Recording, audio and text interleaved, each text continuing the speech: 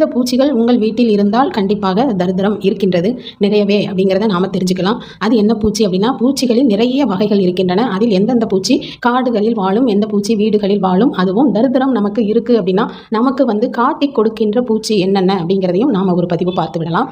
இப்போ இந்த முக்கியமாக சொல்லணும் அப்படின்னா, கரப்பான் பூச்சி அப்படிங்கிறது துணிகளில் இருக்கும், காய்ந்த சருகுகள் இருக்கும் இடத்தில் இந்த கரப்பான் பூச்சி இருக்கும்.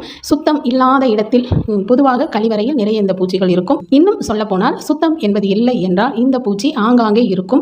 பெரிய பூச்சி வண்டு போல இருக்கும். அது நிறைய குட்டிகள் பொறித்து வீடு முழுவதும் இந்த பூச்சி அலைந்து கொண்டிருக்கும். பெரும்பாலும் துணிகளில் போய் ஒளிந்து கொண்டிருக்கும்.